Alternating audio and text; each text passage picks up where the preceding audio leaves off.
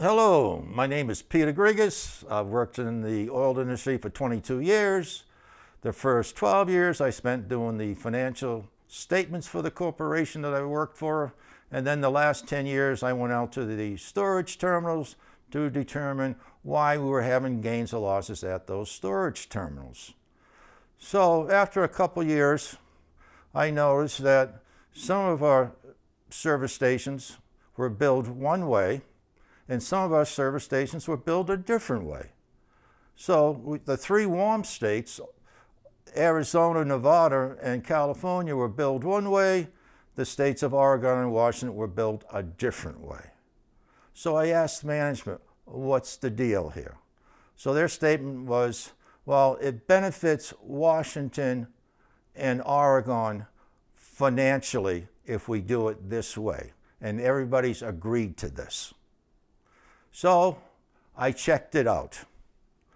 I went into our database and I said, if we do Washington, Oregon the same way as we do the three warm states, does it hurt those states or does it benefit those states? It turned out to be that they benefited. Oregon and Washington would benefit financially if they get billed the same way as the states of Arizona, Nevada, and California. How much cheating was going on there? Probably 1%. Who knows, but say 1%. But that's called skimming. But then you got to have the whole industry is doing this. You can't have one company in that state doing it one way and one company in the state doing it a different way. No, they're all in it together. It's called collusion. So let me point out the volumetric overbilling, but first, if you want further detail on this particular crime and all these other crimes, go to my website, petergrigasgolf.com. You'll get further details. But let me tell you what happened when I went to management with this discovery that I made.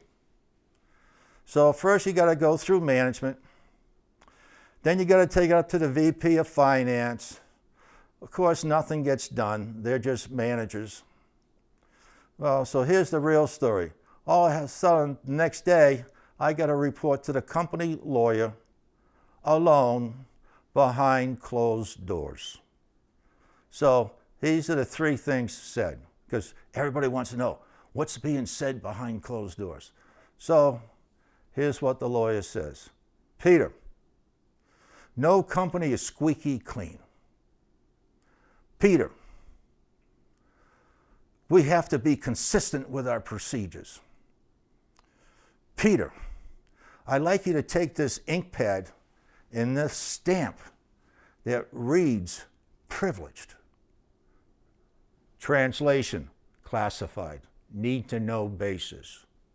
So after the meeting with the lawyer, I did what he said and I kept my mouth shut ever since. But now it's time to let people know that all the people in the states of Oregon and Washington are being overbilled, the service stations, who are going to just pass it on to the customer. So if you're buying gasoline in those two states, you're volumetrically being overcharged because those service stations have to make a certain amount of profit. How did they cover this up? Well, I checked it for a year. After 1 year, the database changed. You could no longer extract from the database billed quantities. That's called a cover-up. And that's called negligence. Okay? So it's treble damages. Now let's go to the next slide. MTBE. The government wanted to clean up our atmosphere. So once again, they go to the oil companies. What can you do for us? So oil companies say, hey, we can give you MTBE that we put into the gasoline so more of the fuel will burn in the engine versus going out into the atmosphere. Fine. So here we go once again. They want you to look in the air. They don't tell you that this product is so caustic that it rusts the pipelines, it rusts the storage tanks. The product was transferred via trains. The pipeline companies refused to transport it. It was that caustic. However, they put this product, about 10% or whatever, into the gasoline, and it was within 2 years, all the gasoline service stations are leaking gasoline into our groundwater. And then what did the oil company said? It's not our fault. You can read it online like I did. It's not our fault. And this is being told by the CEO of Lyondell plant. And that's where I started my career with the oil industry, at the Lyondell plant. So they're still lying today. And they were very, very unhappy when they had to make a settlement out of court with the federal government of $69 million. That's nothing compared to what this is. Here we're talking billions. Reserves and production. How do they lie to us? Well, let me tell you. BP has announced within the last couple of months they will not report this number to anybody anymore. After doing it for 70 years, they're not going to do it anymore. Why? They know this is a lie. Because they're trying to make everyone feel happy that we have at least enough oil that we can get to, that we can call a reserve, until 2060. Well, guess what? Just like with the MTBE, don't look up, look down. What the real number you should be looking at, what is the crude oil capacity per day? So right now we're doing about 100 million barrels a day. And we can maybe go up a couple more.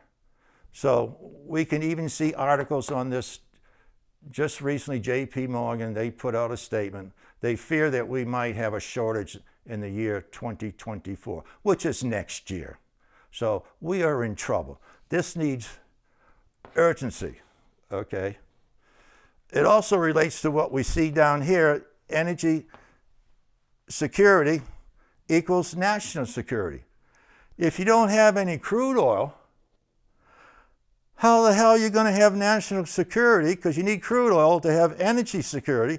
Because how do you fight a war? How do you defend yourself? You need energy, okay? Because there's two laws why we need the energy. There's friction and gravity. And I respect the law.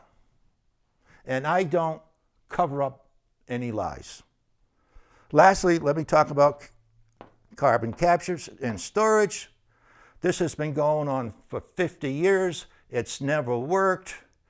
Even the House Committee on Oversight, they got documents from the oil companies because they can subpoena documents.